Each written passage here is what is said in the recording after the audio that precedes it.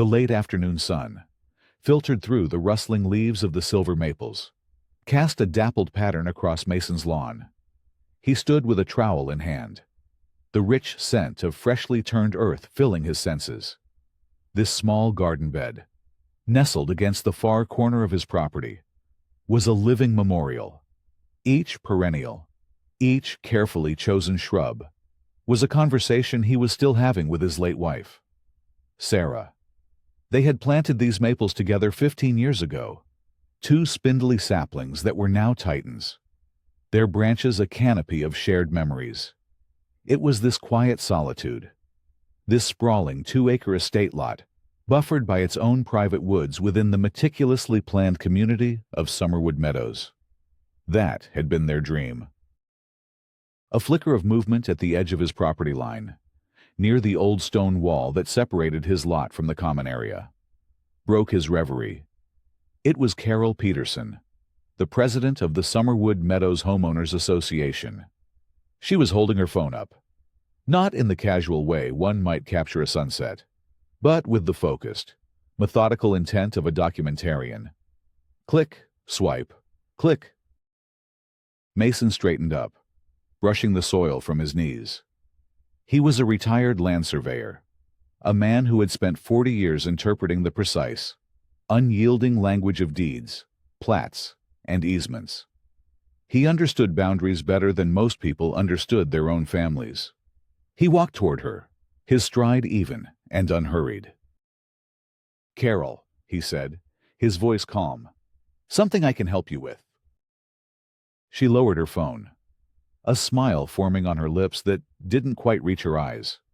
It was a practiced, polished smile, the kind reserved for diffusing tension while simultaneously asserting dominance. She was dressed in crisp athletic wear, her hair pulled back in a severe ponytail. "Just documenting for the architectural committee." "Mason," she said, her tone bright and airy, a stark contrast to the calculating look in her eyes. "Making sure everything is in compliance.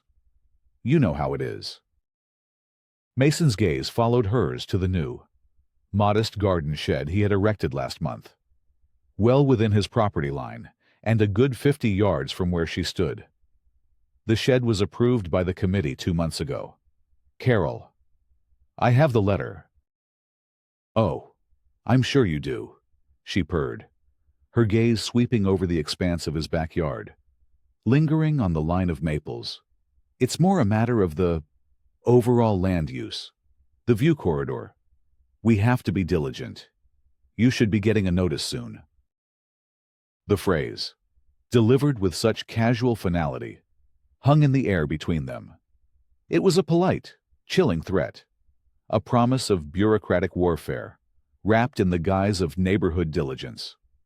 She gave a little wave, turned, and walked away, her sneakers silent on the manicured grass of the common area. Mason stood there for a long moment, the trowel suddenly heavy in his hand. He looked at the trees Sarah had loved, at the home they had built, at the quiet sanctuary he had so carefully preserved. A notice. He knew what that meant. It was the first move in a game he hadn't asked to play, a game whose rules were often arbitrary and whose referees were far from impartial. The peaceful quiet of his afternoon was gone, replaced by the cold hum of impending conflict. "Let me see the CC&Rs again," David said, leaning forward over Mason's dining room table. The table was a sturdy oak, scarred with the history of family dinners and late-night projects. Now, it was covered in a fan of official-looking documents, the governing documents of the Summerwood Meadows HOA.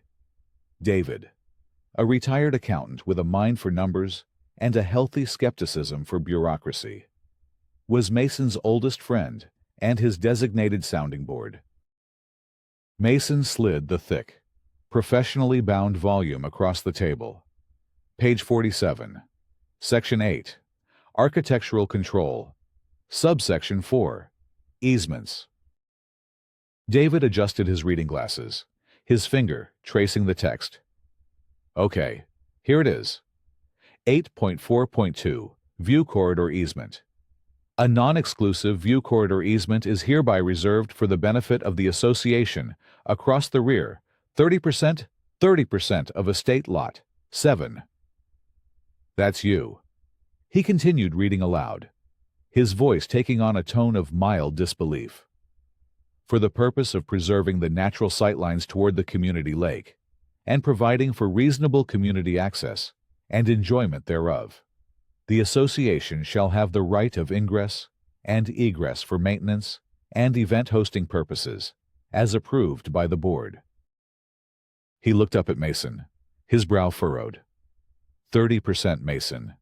That's over half an acre of your land. And reasonable community access and enjoyment. What in the world does that even mean? This is so vague, it's practically an invitation for abuse. Mason nodded grimly. That's the clause she's going to use. When we bought the lot, the developer, a company called Pristine Homes, assured us it was a standard utility and drainage easement. A 10-foot strip along the far fence line for the sewer main. It's noted on the original plat map filed with the county. The language in the CC&Rs was always there, but it was understood to be boilerplate. A legal placeholder defined by the official map. Understood by whom? David asked, tapping the page. Because this language gives the board incredible latitude. Event hosting purposes. They could try to host a community barbecue in your backyard. That's exactly what I'm afraid of, Mason admitted. He walked over to the large window overlooking his property.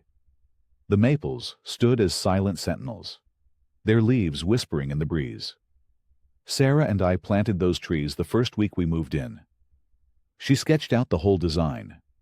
She wanted a natural screen, a private grove where we could sit and watch the seasons change. They're not just trees, David. They're the last big project we did together.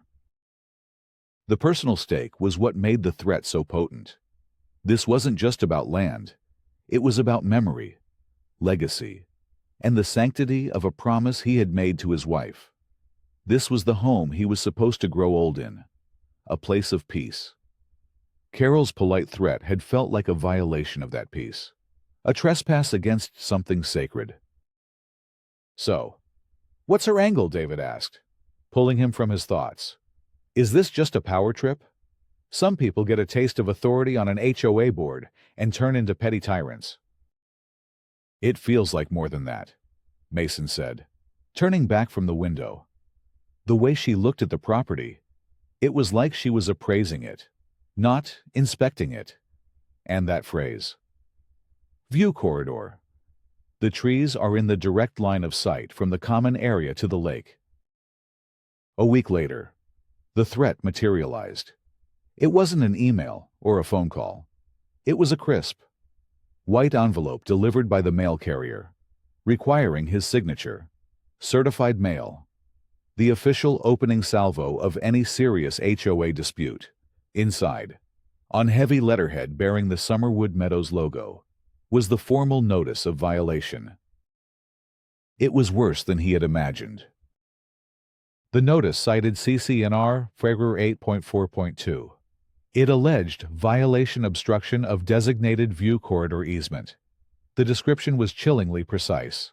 Installation of unapproved structures, one garden shed, and landscaping a mature tree line within the easement area, impeding community access and enjoyment. Attached were the grainy, time-stamped photos Carol had taken. The fine was $100 payable within 14 days. But it was the final paragraph that made his blood run cold. Failure to cure this violation by removing the specified obstructions within 30 days will result in further enforcement action, including, but not limited to, additional fines, a formal hearing, and the potential placement of a lien against the property to cover all associated legal and administrative costs. It was all there. The entire procedural ladder of escalation, laid out in sterile, menacing legalese. They weren't just targeting his new shed, they were targeting the trees he and Sarah had planted, the trees that formed the heart of his sanctuary. They were demanding he destroy a piece of his own history. Mason placed his hands flat on the table, pressing down until his knuckles were white. He focused on the wood grain, tracing it with his eyes, a small anchor in a sea of rising indignation. Carol Peterson hadn't just declared war on his property. She had declared war on his past. The board hearing was conducted via Zoom, a format that seemed perfectly designed to amplify the board's power and diminish his own. Mason sat at his oak table, his face a small, pixelated box among a gallery of other boxes. Carol presided from the center of the screen, a virtual background of the Summerwood Meadows Community Lake shimmering behind her, a subtle but pointed visual claim. The other 4 board members were arranged around her like satellites, their expressions ranging from bored indifference to stern agreement. Mason had prepared meticulously. He had a binder with his approved shed plans, a copy of the CC&Rs, and a calm, reasoned statement.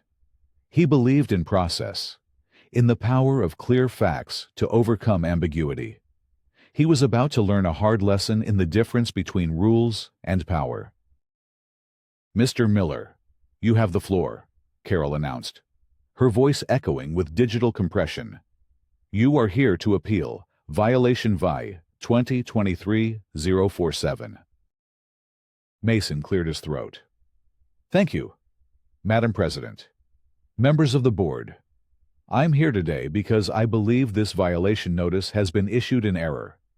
It cites an obstruction of the Prior 8.4.2 view corridor easement. However, the exact boundaries of this easement are not defined in the CC&Rs themselves. They are, as is standard practice, defined by the official plat map filed with Montgomery County." He held up a piece of paper. "I formally requested a copy of the official plat map from the property management company last week. In response, I received this." He turned the paper to his camera.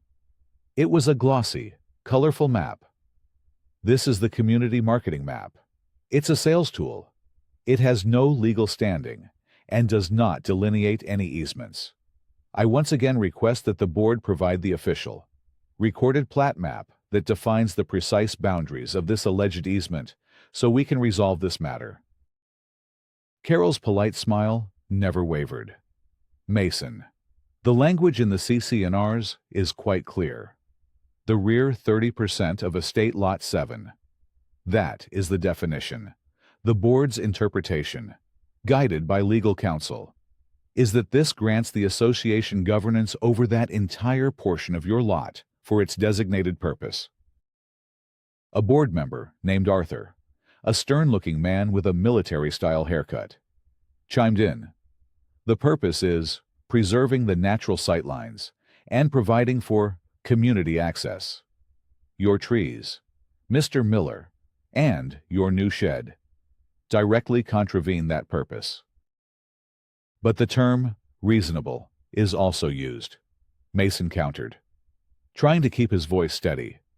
"A 10-foot utility easement, as is common in developments like this, is reasonable. Claiming a right to use over half an acre of my private property for event hosting is not without the official map. Your interpretation is not only unreasonable, it's unenforceable." It was a sound, logical argument, rooted in decades of his professional experience. It was also completely ineffective.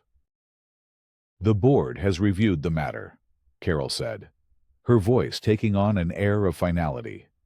"We do not find your arguments persuasive.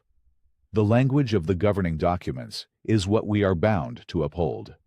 The marketing map is the only map the association has on file for distribution." It was a blatant, procedural lie. He knew they had the official maps. They had to. They were part of the development's founding documents.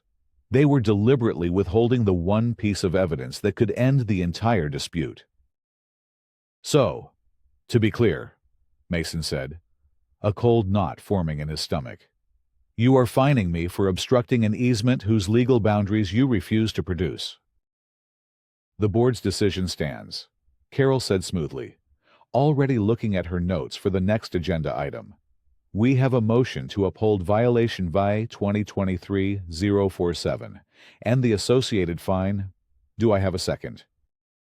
Second, Arthur grunted. All in favor. 4 hands went up on the screen. A silent, synchronized display of unity. The motion carries. Carol declared, Mr. Miller, you will receive a formal notice of the board's decision. We strongly advise you to cure the violation. The next step, should you fail to do so, will be an additional fine of $250 and the scheduling of a hearing to authorize our attorney to take further legal action. Thank you for your time. Next on the agenda. His screen was muted. His face was just another box in the gallery. Silenced. The hearing, his one chance to appeal to reason and process, had been a procedural ambush. They hadn't debated. They had decreed. He stared at Carol's smiling, pixelated face, the shimmering lake behind her, a mockery of the view she claimed to be protecting. He wasn't just in a disagreement. He was in a fight against a hostile regime that wrote its own rules and hid the evidence. The days following the hearing were a blur of cold fury and methodical preparation. The formal notice of the board's decision arrived. As promised, its language even more threatening than before. Mason realized that playing by their rules was a losing game. He had to find a different rulebook, the one they were so desperate to keep hidden. His first call was to Frank Gable, a friend from his early days at the county.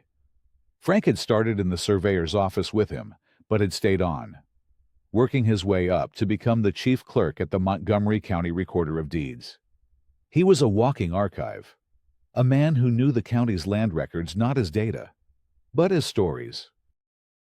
Frank, it's Mason Miller, he said, the phone pressed tight to his ear. Mason.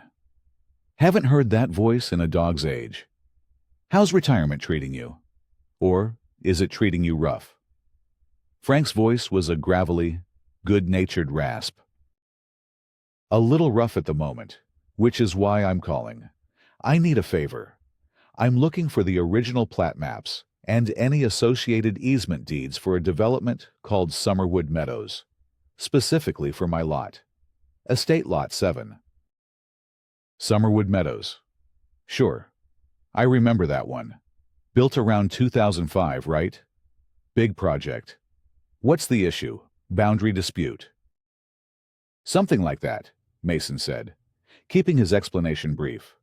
My HOA is making a rather creative interpretation of an easement on my property. They seem to have misplaced the official map. Frank chuckled. Misplaced it. Right. Funny how that happens when the map doesn't say what they want it to say. Give me the block and lot number. I'll have to go down to the archives, but I'll see what I can dig up. Might take a day or two. While Frank hunted in the county archives, Mason turned his attention to the HOA's digital footprint. He logged into the Homeowner portal, a clunky website managed by the property management company. Under a tab labeled Governing Documents and Meeting Minutes, he found a trove of PDFs. He started downloading the minutes from every board meeting for the past year. It was tedious work, wading through pages of discussions about pool furniture and holiday decoration rules. But then he found it. Starting about 6 months ago, a pattern emerged. In the minutes for the May meeting, under New Business, was a line item, discussion of land use policy for common and easement areas. The details, however, were gone. In their place was a solid black rectangle, the digital equivalent of a censor's pen, with the word redacted in white letters. The same redactions appeared in June, and again in August, specifically blacking out any votes or discussions related to legal expenditures and easement enforcement. They weren't just hiding the map, they were hiding their own deliberations. They were creating a secret history, erasing the paper trail that led to the violation notice now sitting on his desk. This wasn't just a misinterpretation. This was a conspiracy. The professional surveyor in him was offended by their sloppy attempt at a cover-up. But the homeowner in him was deeply unsettled. What were they planning that required this level of secrecy? 2 days later, his phone rang. It was Frank. "Mason, you're not going to believe this," Frank began, his voice lacking its usual jovial tone. It was tight, serious. "I found it all. The original Mylar plat map from 2005, and the specific deed of easement for your lot. I'm sending you certified copies." And Mason asked, his heart pounding. "And you were right. It's a 10-foot wide utility and drainage easement running along your rear property line. The language is crystal clear. It's for underground pipes and emergency access. There's no mention of view corridors or event hosting. Their claim to 30% of your yard is pure fiction. It's fraudulent. Mason, utterly fraudulent." A wave of relief washed over Mason, so profound it almost buckled his knees. He had it. The proof.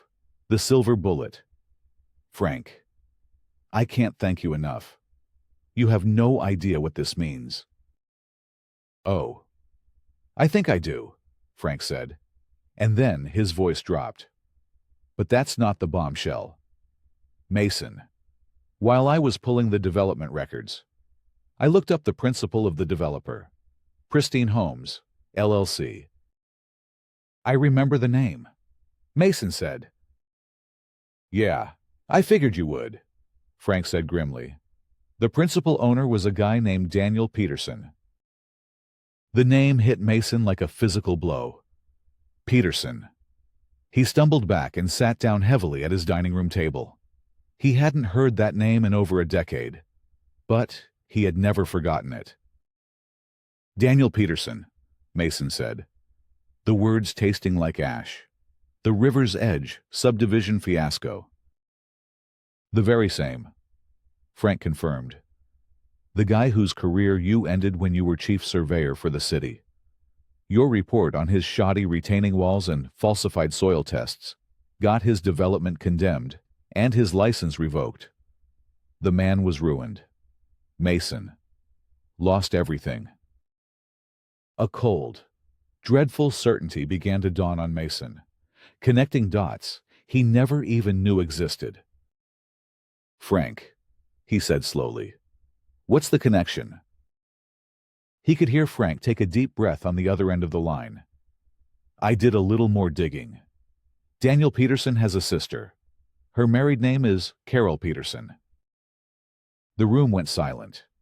The redacted minutes, the withheld map, the absurd interpretation of the CC&Rs. It all snapped into focus. This wasn't about a view. It wasn't about community access. It wasn't even about the trees. This was a vendetta, a meticulously planned, deeply personal act of revenge a decade in the making. And he had walked right into the middle of it. The revelation that Carol's crusade was a personal vendetta changed everything. Mason was no longer just fighting a misguided HOA board. He was the target of a long-simmering, calculated plot. The certified copies from Frank arrived the next day, a thick manila envelope that felt like ammunition.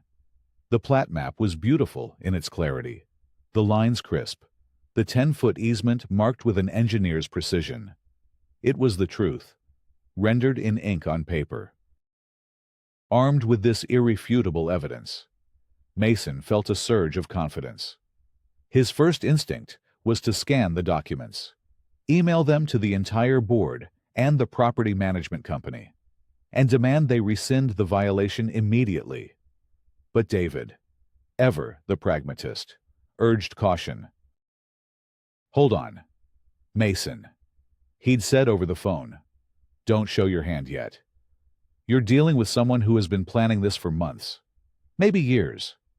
She's not just going to fold because you have a map. She'll find another angle, another procedure.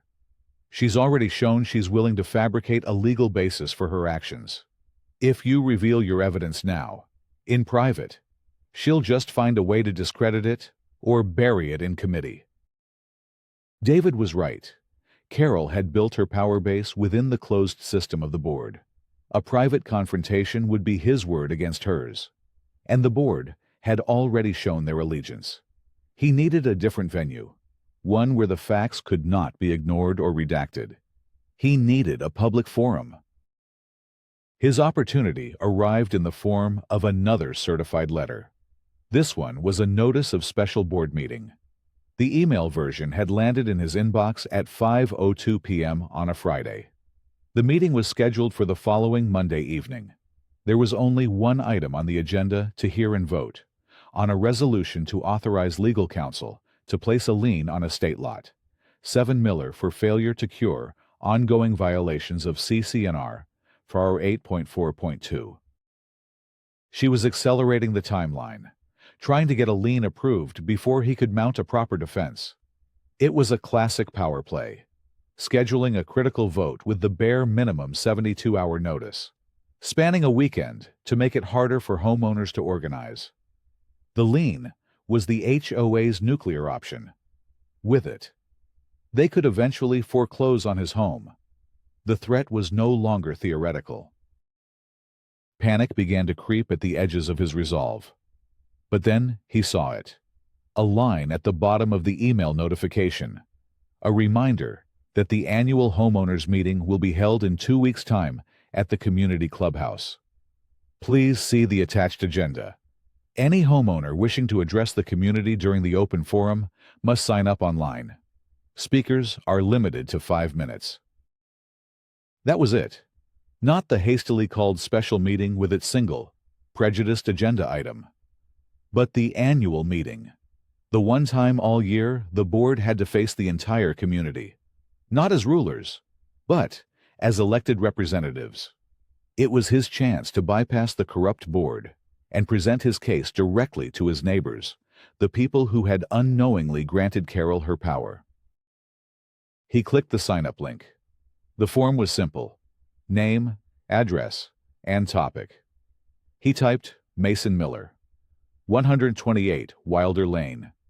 Topic: board transparency and fiduciary duty. He submitted the form and received an automated confirmation. He was on the schedule.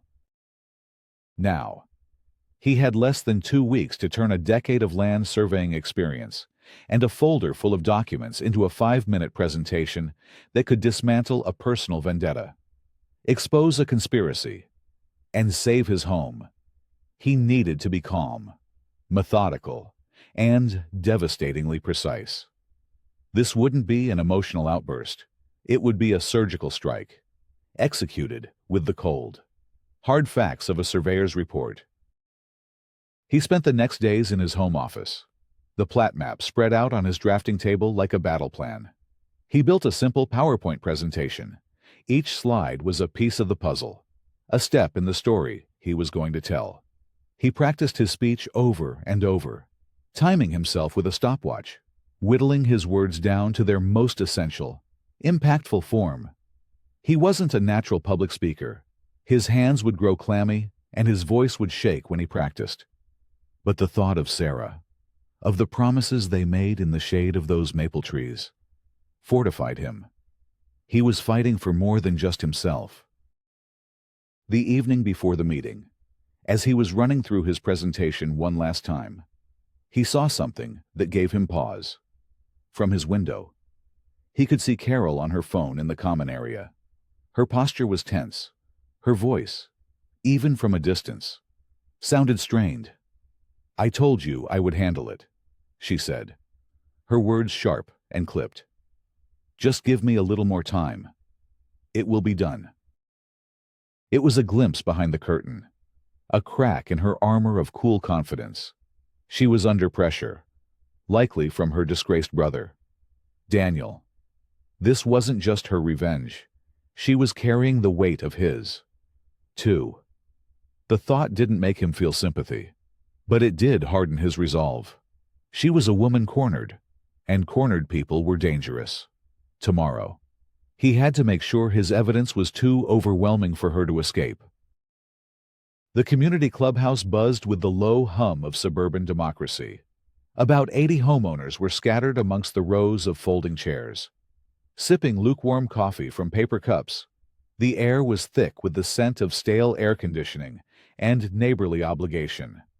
At the front of the room, Carol and the board sat at a long, linen-draped table, looking out at the residents with expressions of practiced authority. Behind them, a large projector screen displayed the meeting agenda. To its right, a bright red digital clock was poised to count down from 5:00.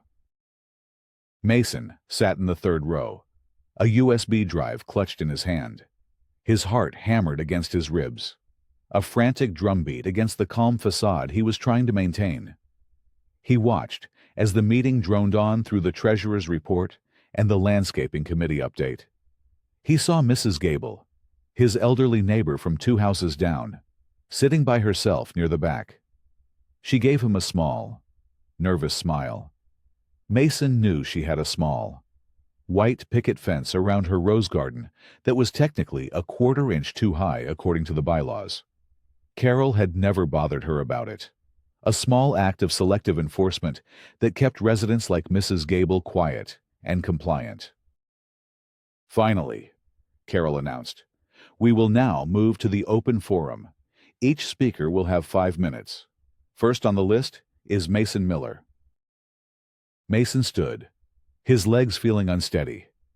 He walked to the lectern at the side of the stage, his footsteps echoing in the suddenly quiet room.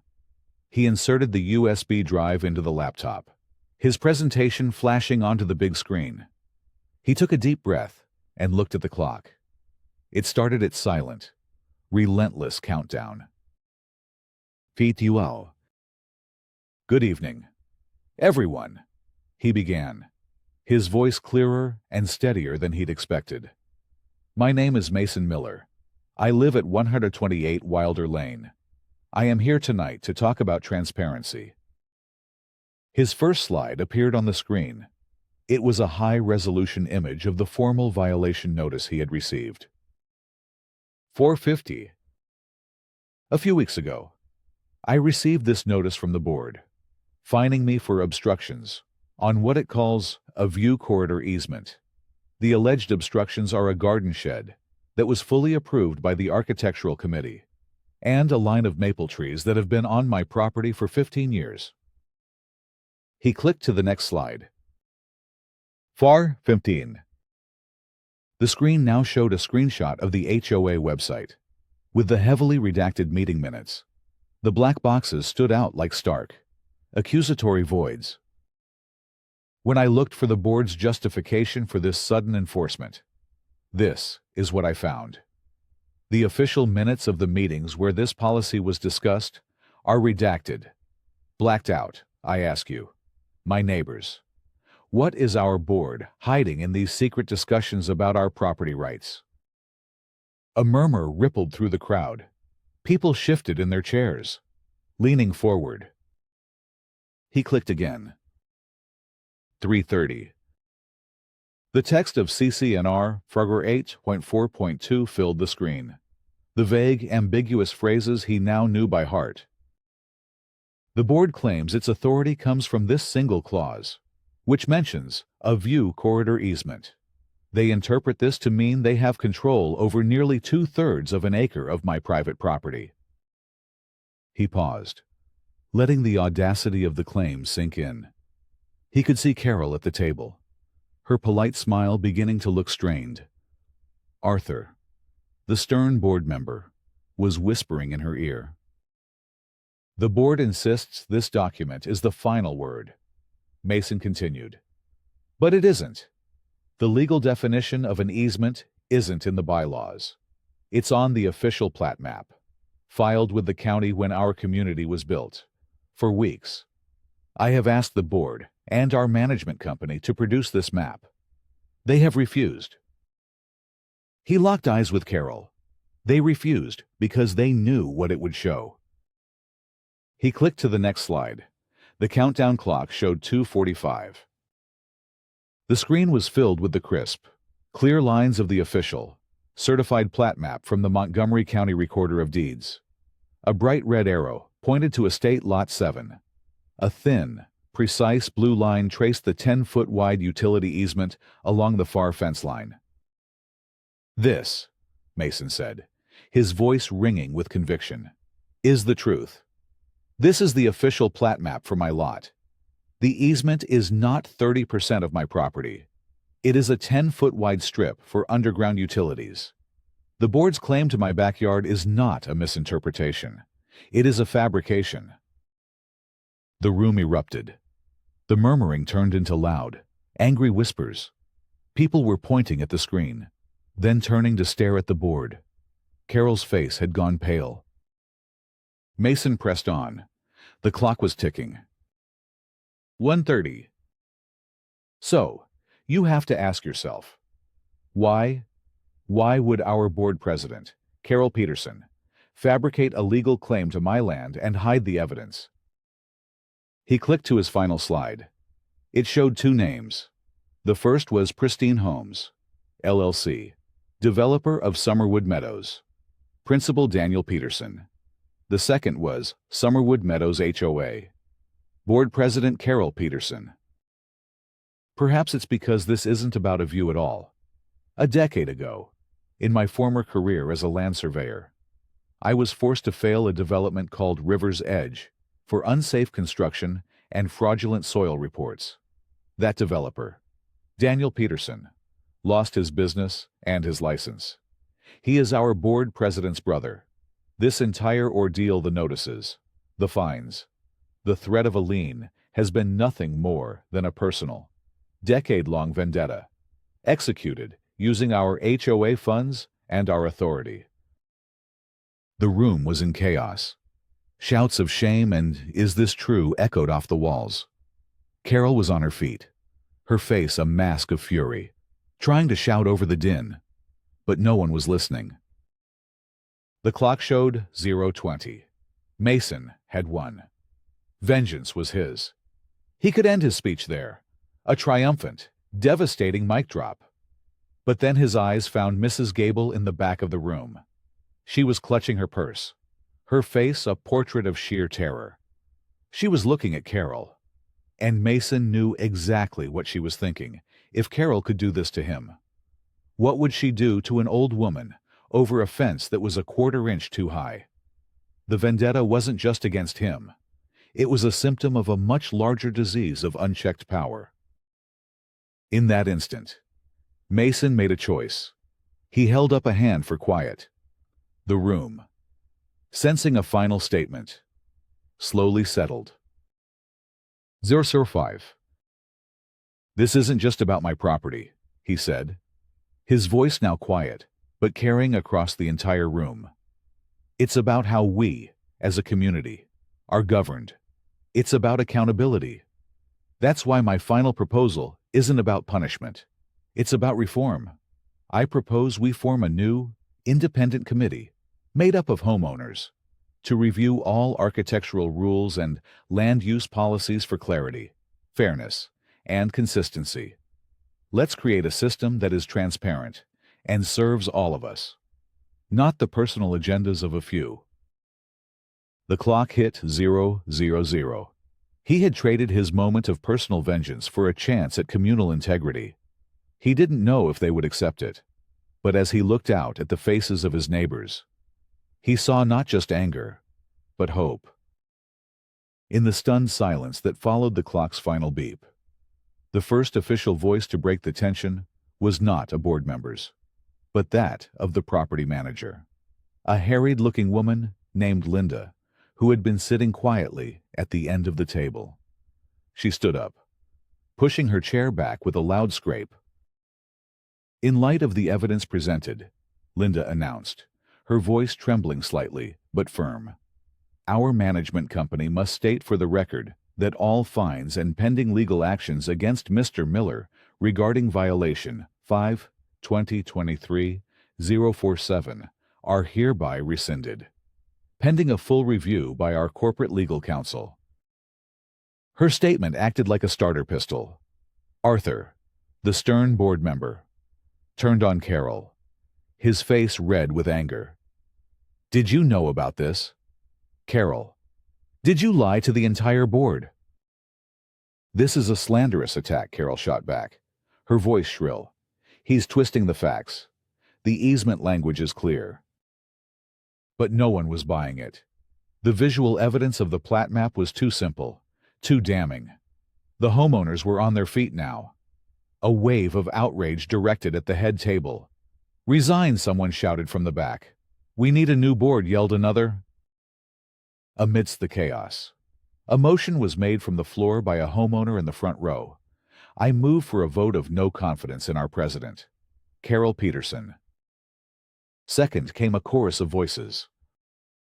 As the property manager fumbled with Robert's Rules of Order to figure out how to proceed, a frail, hesitant figure rose from the back of the room. It was Mrs. Gable. She held her purse in both hands, her knuckles white, but her eyes were clear and determined. I have something to say," she said, her voice surprisingly steady. The room quieted, all eyes turning to the elderly woman. "I was gardening near my side window last week," she began, her gaze fixed on Carol. "Mrs. Peterson was on her patio, on the phone. Her window was open. I heard her talking about the new landscaping contract for the common areas." She took a shaky breath. She was talking to the head of the landscaping company. She said that once she had secured access to the Miller lot easement, their company would have an exclusive contract for its maintenance, and that her finder's fee would be 10%. I heard her. She was getting kickbacks. If the plat map was the gunshot, this was the ricochet that no one saw coming. The final, fatal piece of the puzzle fell into place. The vendetta wasn't just for revenge. It was for profit. She was trying to convert Mason's private land into a source of personal income. The revelation sucked the remaining air out of Carol's defense. There was nowhere left for her to hide. The vote of no confidence was a formality, passing with a near-unanimous show of hands, humiliated and exposed. Carol grabbed her belongings and stormed out of the clubhouse, the door slamming shut behind her. In the aftermath, the community, energized and united by the night's events, voted to approve Mason's proposal. The new Transparency Committee was formed on the spot, with David, his accountant friend, being nominated and accepting a position as its chair. Mrs. Gable, emboldened by her own courage, was also voted onto the committee.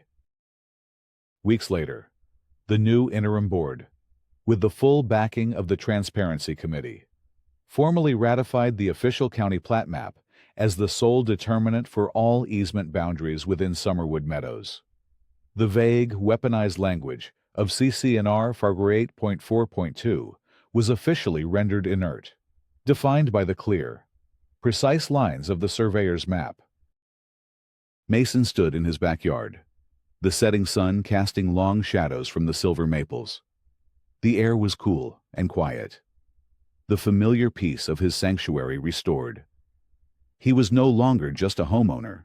He had become, reluctantly, a community leader. He had fought not just for his land, but for the principle that rules should be a shield for all, not a sword for the few. His property was secure. His wife's memory was honored. And the community had found a new foundation, not in the ambiguous text of a bylaw, but in the shared truth they had discovered together.